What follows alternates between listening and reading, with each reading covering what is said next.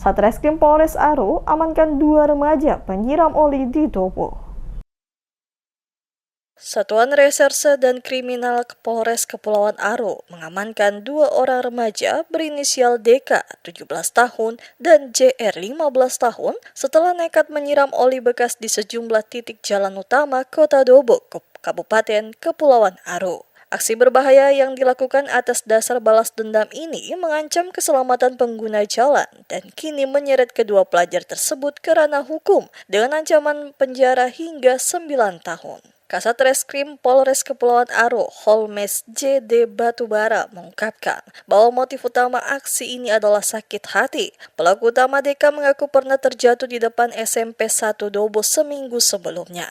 Ia meyakini jatuhnya tersebut disebabkan oleh tumpahan oli milik orang lain sehingga memutuskan untuk melakukan hal serupa sebagai bentuk balas dendam. Menurut Holmes, berdasarkan kronologi kejadian bahwa aksi penyiraman oli ini dilakukan pada Minggu dini hari pada tanggal 22 Maret 2026 antara pukul 2.30 hingga pukul 3.30 waktu Indonesia Timur. Kedua pelaku terlebih dahulu mengambil 1 galon oli bekas dari sebuah bengkel di kawasan Depnaker.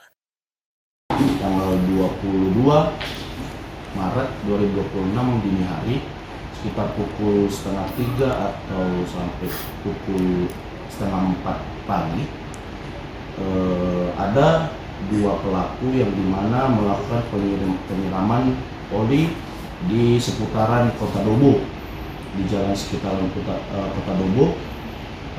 Pelakunya berinisial GK dengan JR.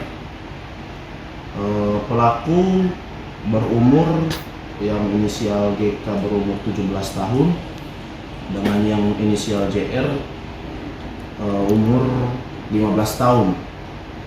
Jadi untuk kronologi singkatnya,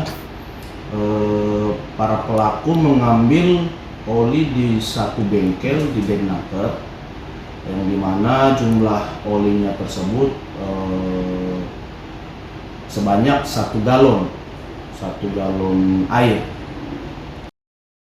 Menggunakan sepeda motor Honda Beat Street, keduanya menyisir 6 titik strategis di Kota Dobo untuk menumpahkan oli, yakni tikungan tanjakan kantor bupati, tikungan Besi Tua, tikungan SD 1 dan 2, tikungan Radio Pata, dan terakhir tikungan SD 6. Polisi telah mengamankan 1 unit motor Honda Beat Street dan 1 galon wadah oli yang digunakan pelaku sebagai barang bukti. Atas perbuatannya, DK dan JR dijerat dengan pasal 321 huruf A KUHP tentang tindak pidana setiap orang yang secara melawan hukum merintangi jalan umum, baik darat yang dapat mendatangkan bahaya bagi keselamatan umum. Para pelaku terancam hukuman maksimal 9 tahun penjara. Saat ini, kedua pelajar tersebut telah diamankan di Satreskrim Polres Kepulauan Aro untuk menjalani proses hukum lebih lanjut.